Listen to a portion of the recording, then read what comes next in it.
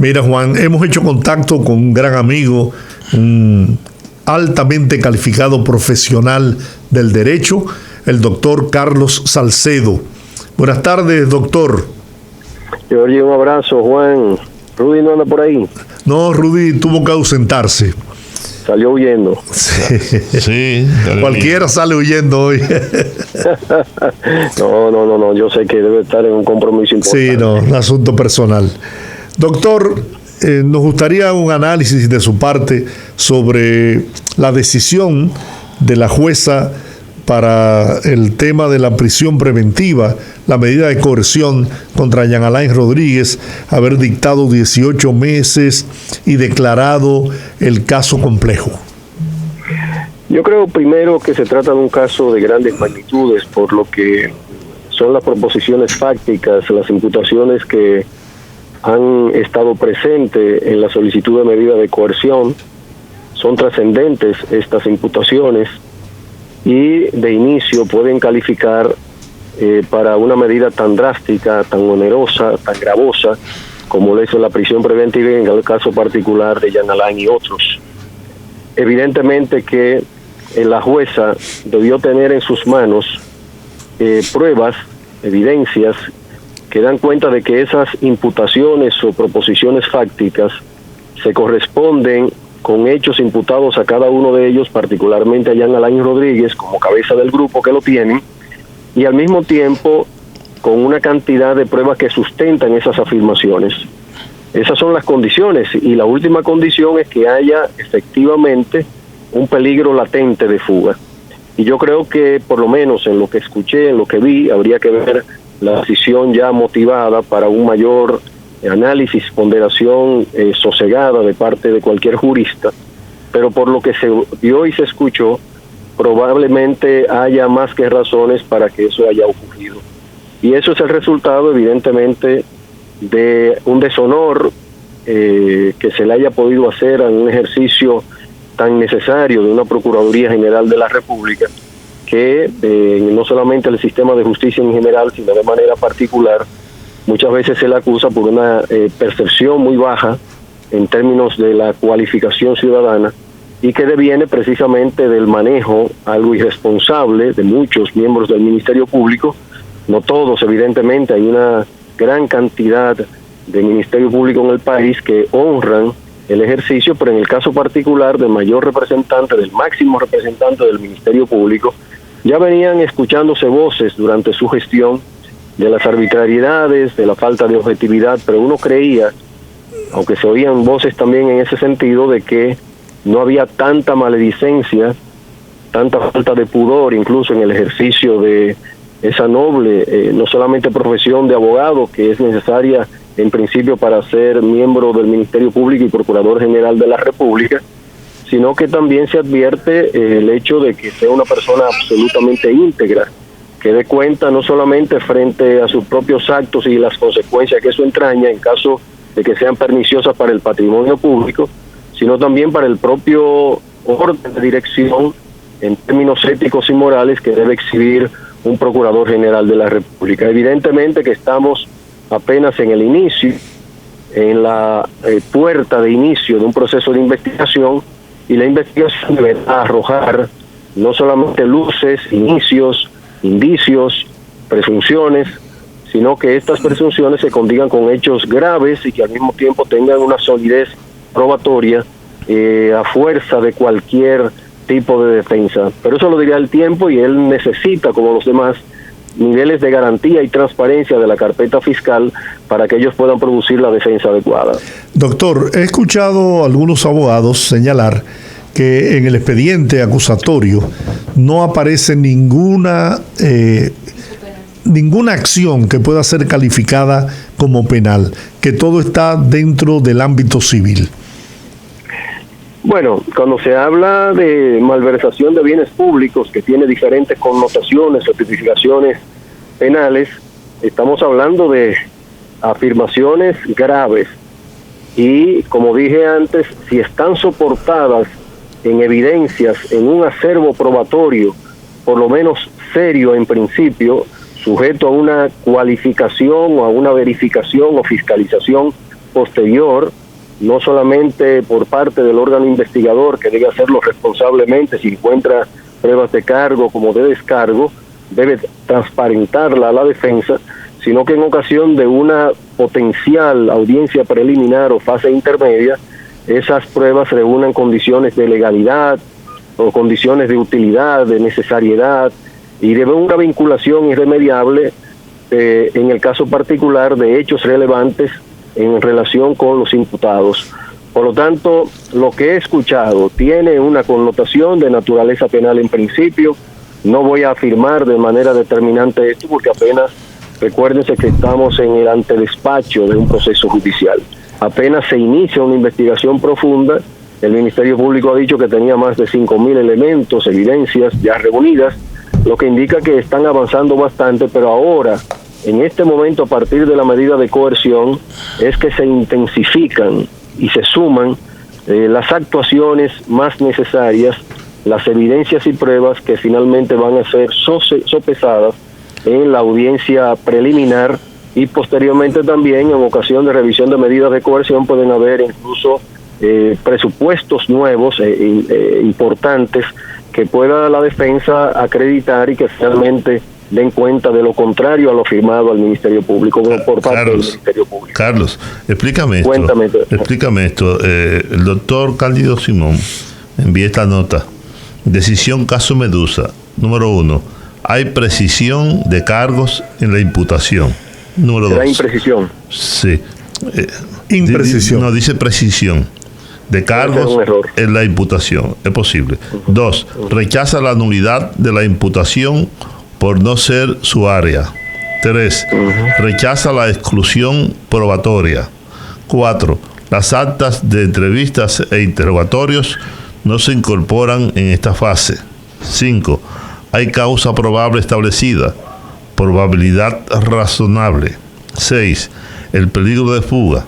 El tipo penal es primario y como tal es aceptable. 7. Peligro de fuga. A. Miguel José Moya decidió arraigo, fianza. Altagracia Guillén, Rafael Mercedes y Jenny Marte, suficientes. Arresto domiciliario. C.J. Joel Rodríguez Inver y Forteza, hay riesgo de fuga, prisión preventiva. Jean Alain Rodríguez, prisión preventiva. 8. Declarado caso complejo. Ese es un resumen más o menos de todo lo que ocurrió. Bueno, hay alguna confusión, quizás lo hizo muy rápido Cándido, que es un tremendo abogado, un gran jurista. Hay algunas imprecisiones, pero evidentemente que si hay precisión de cargos, él está diciendo que hay razones poderosas para poder dejar ver que hay una suficiencia probatoria y hay una relación directa de cada uno de los imputados con hechos penalmente relevantes. Eso en primer lugar. No hay en este momento lugar a ninguna exclusión de las evidencias y actuaciones que inicialmente haya presentado el Ministerio Público.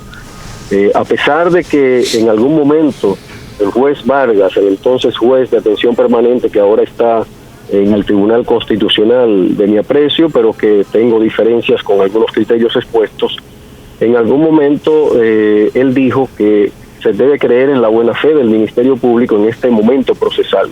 Él lo dijo de una manera, diríamos, distorsionada de lo que es la norma. En este caso, a mi juicio, evidentemente, en este momento sí lo que cabe es que el juez simplemente huele, se acerca a lo que es el nivel de seriedad y profundidad y categoría que pueda tener cada una de las afirmaciones del Ministerio Público que descansan preliminarmente en evidencias que pueden tener una relación con cada uno de los imputados y que además tiene una categoría suficiente para hacer prever que haya una causa probable, como lo dice Cándido Simón. En ese sentido, hubo diríamos, un sesgo, una diferencia en la valoración de parte del juez, de la jueza, Kenia Romero, al poner a personas bajo prisión domiciliaria, a personas bajo prisión preventiva y a personas también con una libertad bajo fianza. Ese nivel de diferenciación tiene que ver con la probabilidad, como él lo dice Cándido Simón también, de que no haya peligro de fuga en el caso de aquel que le dieron libertad bajo fianza. En el caso de los que tienen prisión domiciliaria, ahí hay dos cosas fundamentales. A pesar de que haya suficiencia probatoria, no se van a escapar al proceso, pero tienen algún nivel de incertidumbre. En este caso, el sistema de justicia, particularmente la jueza Kenya Romero, tiene algún nivel de incertidumbre en relación con el hecho de que estén amarrados al proceso quienes hayan sido beneficiados de la prisión domiciliaria. Pero en el caso de los que fueron a prisión preventiva, evidentemente no solamente hay suficiencia probatoria, como lo dice Cándido, sino que hay, en este caso, peligro cierto de fuga, y hubo elementos que escuché, por lo menos en lo que se sabe del proceso, que son de alguna manera elementos concretos. Yo no estuve en la audiencia, evidentemente no puedo de ninguna manera dar concluyentemente un criterio, pero entiendo que lo recogido, por lo menos por la prensa, puede dar cuenta de que haya una peligrosidad para mantenerse atado al proceso. Oye, Carlos, dijiste algo que a mí me llamó mucho la atención, que el juez Vargas haya dicho que hay que confiar en la buena fe del Ministerio Público. Yo creo que ningún juez debe confiar en la buena fe de nadie. Un juez debe confiar en las evidencias, un juez debe confiar en lo que establece la doctrina, lo que dice la ley, no en la buena fe del Ministerio Público, en lo absoluto. Mira, eso es un tema bastante profundo en dogmática procesal, en dogmática penal también. Recuérdate, y es importantísimo, por eso valoro muchísimo lo que has dicho, Juan, y es que en el sistema de justicia, el fiscal, la fiscalía, la procuraduría, el Ministerio Público juegan un rol central en el ámbito de la investigación y tienen una serie de principios que son los que orientan, informan y sostienen todo el proceder durante todo el curso de una acción de naturaleza penal. Por lo tanto, hay en este órgano un respaldo constitucional, un respaldo normativo importante en ley orgánica, y lógicamente estas normas prevén una serie de principios, como el principio de responsabilidad, de honestidad, de integridad, de transparencia. Es decir, que son principios orientadores de su actuación que se presumen que deben estar presentes, pero eso no significa que el juez deba creerlo por el hecho de que ellos tengan que estar animados por ese principio, porque recuérdate que está lo otro. El Ministerio Público es una parte del proceso, y como parte del proceso tiene intereses particulares. Representa a la sociedad, representa los bienes jurídicos, diríamos, más trascendentes de la sociedad, pero del otro lado, en la acera contraria, está la defensa. Y la defensa también se presume que tiene niveles éticos, niveles morales, niveles y compromisos deontológicos. Es decir, sujeción a las normas del proceso y a las normas éticas. Ahora, el juez cree en cada uno de los abogados de la defensa. No debe creer en los jueces ni en el Ministerio Público. Va a creer efectivamente en que sus afirmaciones tienen un sustento, un soporte probatorio que, según el momento, serán profundos o simplemente visibles. Pero, y hay otro, en principio, para poder sostener. Carlos, y hay otro elemento fundamental en todo esto, es la presunción de inocencia de todos los imputados, que no puede ser violada por nadie, ni por el Ministerio Público, ni por la defensa. Si un juez va a confiar en lo que dice el Ministerio Público, entonces está desconociendo ese principio de presunción de inocencia. Mira, la presunción de inocencia aquí, eso es una irrealidad, eso es un sueño. La realidad es que, como ustedes lo ven, y eso es para ricos y pobres ya, se dice, bueno, las cárceles dominicanas tienen alrededor de un 65, 67, 70% de presos preventivos, que era uno de los problemas graves que ocurría antes de la reforma procesal penal y que se creía superado a partir de esta reforma. Esto lo que ha hecho simplemente es repetir más de lo mismo, cambiar la presunción de culpabilidad por una presunción de inocencia.